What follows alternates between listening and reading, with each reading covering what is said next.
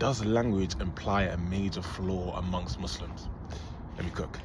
In the sense that the times before at least, everyone knew Arabic.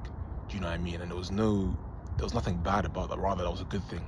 Great scholars from across the world, across the non-Muslim world, wrote their books in Arabic, spoke Arabic, as well as their native language, right? There was a language in which Muslims could communicate in.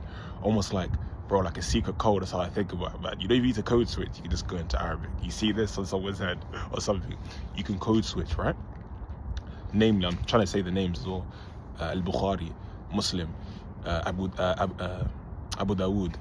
Well, all these great scholars you've all heard of, they're not Arab, but they spoke Arabic because that was the language of the Muslims. But now, you ask someone about Arabic, yeah, I'm Muslim, but I don't need to learn Arabic.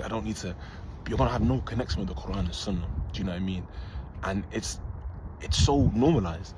Almost as if you say, why haven't you chosen to learn Arabic or made steps to learn Arabic? It's like, chill out.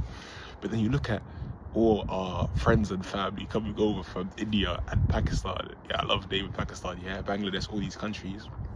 They're studying for their IE, LTS, OUTS test, whatever it is. They're revising for it. They're making sure their English is A1 just so they can get the economic benefit. But if we studied Arabic and we made sure Arabic was A1, we'd have that religious benefit in the sense we'd be closer to the Quran and Sunnah. It's not saying that it's a must. Of course, some scholars may say it's a must. It's wajib for you so you can understand the Quran and Sunnah and open the text yourself, right? But you're always going to be disconnected. You're always going to need to rely on someone to break the language down for you, which is not something you want. You want to have that connection to Allah and His Kitab. Imagine you're listening to Taraweeh and everything that's being said in Taraweeh, you could understand it. But without Arabic, you can't do that. Do you know what I mean? All right.